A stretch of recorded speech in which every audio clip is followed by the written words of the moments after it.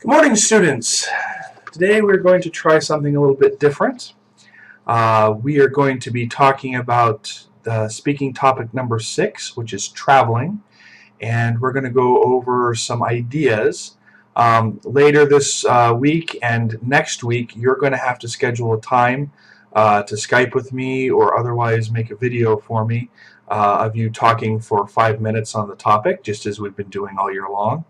But of course, I wanted to go over some of the things with you in order to give you some ideas of things to talk about.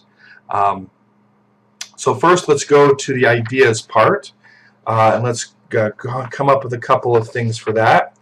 The first one we have is means of transportation. Means of transportation is very easy. That's just, what do you travel in? Basic idea should be something like car or train or airplane or a bike. A bike is a means of transportation. Even walking is a means of transportation. There are, of course, a lot more exotic ways of transportation, helicopters, blimps, things like that. Oh, a ship would probably be another good one to put on the list. So these are your means of transportation. While you're talking, I would probably talk about the means of transportation that you use, which would probably be a car, a train, a bike, a walking. If you've been on an airplane or a ship, that's also good. If you've been in a helicopter or a submarine, those you can also talk about those. Reasons for traveling. When you go to the customs, if you've ever been to America, they're going to ask for the reason of your travel, and there are two main choices. The first is going to be business, which I know I spelled wrong here. There we go. Or pleasure. These are your two main categories of reasons for travel. Business is going to be if you're going somewhere for a particular reason. This can be actual business, if you're a salesman or you've got to do an inspection of a company or something like that. Or it could be for specific tasks such as a funeral. If you're traveling because somebody has died, that's obviously not pleasurable. That's an actual a form of business because you have a task that you need to accomplish. Pleasure, of course, is basically just going to have fun. You have no particular tasks that you need to perform, and it's meant to relax you and to have fun. So those are the two main categories. When you go to school, that's for business because you're going to school to learn. When you travel to the grocery store, that's for business because you're there to buy groceries. If you go to the movie theater, that's traveling for pleasure because you're just going to have fun and be entertained. That's for short distances and especially when you're traveling to other countries. So keep those two big categories in mind, and you can think of your own things inside of that. Holiday destinations. Holiday destinations, we've got a couple of different types. First we have is local. That is something nearby. Lahachivica is actually considered a local holiday destination because of all the spas and everything that you have there or have here. Then we have national. That would be anything that you do within, not national, domestic. Domestic is anything within the country that you live in. So if you go to Prague, that is a domestic holiday destination because we live in the Czech Republic. If you want to go to Český Krumlov, that is a domestic holiday destination. And then, of course, we have international, which is going to be um, any place that's outside of the country that you live in. Here in the EU, you've got a kind of special relationship with the other EU countries. Some might call those domestic because, the United States is a big country. If you're in New York and you go visit Los Angeles, that's still considered domestic holiday destination. But of course, for you, that's like the equivalent of traveling from Moscow to someplace in Spain. So within the EU, you can kind of figure it out for yourself. But if you go outside the EU, you're definitely going for an international travel destination. Next we have is types of accommodation. There are two basic types of accommodation. The first is going to be budget, and let's see here now. There we go. We've got budget and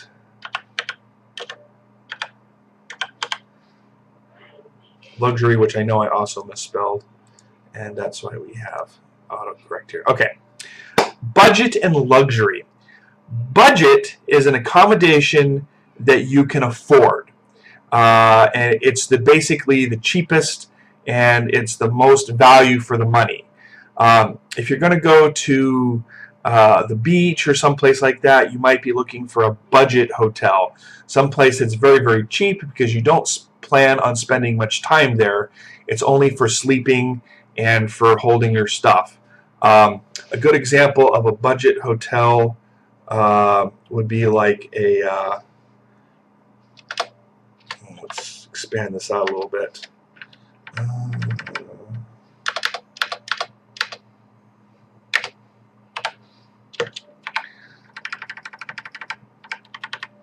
Would be a hostel, especially like a youth hostel. You're all crowded in there, but it's very, very cheap. We also have what would be called in America, they're called motels. A motel is a hotel, but the rooms are on the outside. And they're very cheap and very accommodating.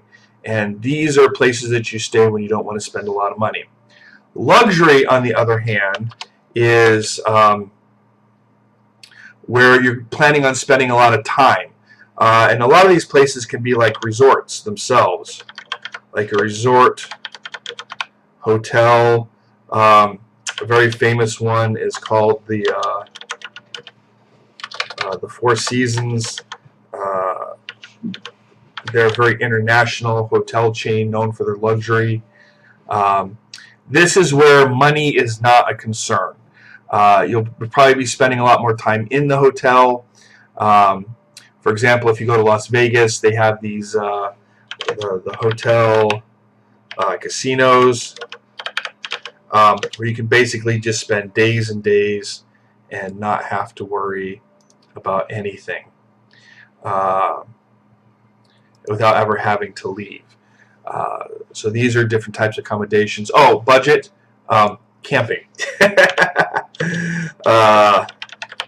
That is definitely a budget type of accommodation where you're not spending so much money on where you're staying. The last of the prompts is going to be environmentally friendly types of transportation. Basically, this means anything that doesn't use any sort of gas. So basically, walking or biking is the first level. This next level is something that uses less gas than anything else. So that would be a train or a bus. And then something that is unenvironmentally friendly is a car or airplane. These are very unfriendly because they use up a lot of fuel compared to the number of people that they are transporting. So that's basically what you're looking for, is fuel consumption versus the number of people being transported. Buses and trains, they are considered more friendly just because they, for not much more gas than a car, they can transport a lot of people and things. All right, so these are our prompts, and then you've got the questions. These are some questions that are going to help you talk for your 10 minutes. The first one, what means of transport do you prefer and why? For me personally, I prefer the car. Why? Because it is convenient. The trains and the buses are nice, but they're not convenient. And if you have to change trains or change buses, you are spending a lot of time waiting around. Whereas if you've got a car, you just get in when you want and go. The only bad problem with the car in the Czech Republic is parking. I've had to get up really early sometimes to go places just to make sure I can get a parking space. Why do people travel? That's a very personal one. I travel for work. I travel for business, getting groceries, and I travel for pleasure. I take my family out sometimes, get them out of the house. We have a nice place that we like to go to that's got a nice place for the kids. And we haven't done a lot of traveling outside of the local area. And that's just because, I'm poor with too many kids. Let's see. Where do people travel for their holiday? Obviously, the mountains, the beach, resorts, Disneyland, different countries. I'm sure you can come up with lots of ideas for that. Compare various standards of accommodations. That's a good one. What's the difference between a youth hostel and the Four Seasons Hotel? You can come up with the answers on that on your own. Next, if you could choose traveling by car or by plane, what would your decision be like and why? This is a very classical discussion. The basic idea between the car and the plane is, of course, the plane, once it gets going, is faster. But however, you don't have a plane sitting in your driveway. So, for example, the nearest airport to us, the major airport, is going to be Vienna. So it's going to take me 2 hours of driving just to get to the airport. And then, of course, in modern days, it takes hours to get. You have to be there like 2 hours in advance, especially for international flight. You got to get your tickets. You got to go through customs. You got to stand in line. It can be nightmares sometimes. And so I'm talking. If I want to if I want to fly a plane somewhere, it's going to take me a minimum of 4 hours before I even get on the plane. Okay. So if I want to take a plane to Prague, that's stupid. I would be easy. It only takes me 3.5 hours to drive to Prague.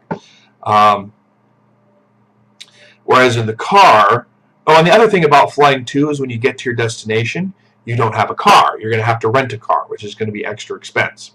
The car, on the other hand, it takes time. It's not as fast as flying. But when you get to where you're going, you've got your car there, so you don't have to rent a new one. And it all really depends on how far you have to fly. The standard that my family uses is that if we can drive there in about 8 or 10 hours, then we're going to do that instead of flying. If it takes us more than a day to drive, then we'll probably take the plane instead. That's just a personal thing. I've done a lot of traveling, so I've had to, and living in America, everything is so far apart. You really have to make those decisions. My brother lives about 8 hours from my parents, and they really debate whether or not to fly or drive, and they usually wind up driving. One, so that they have the car when they get there, and two, they would spend 2 or 3 hours just getting ready to get on the plane, just to save. So they're not really saving that much time. Maybe only 1 or 2 hours of actual travel time would they be saving if they fly. So it's an interesting debate. You can think about it a little bit more. Last one is, can we travel without polluting the countryside? The answer to that is no. We can minimize the impact of it, but And you may have a different opinion on that. I'm just giving you my opinion to what these answers would be. All of these are my opinion, so if you have a different opinion, please feel free to express it in a good way. All right. So hopefully some of these ideas will help you think about what you're going to say. Definitely, you can easily talk about traveling for 5 minutes, and I will see each of you soon to do your presentations.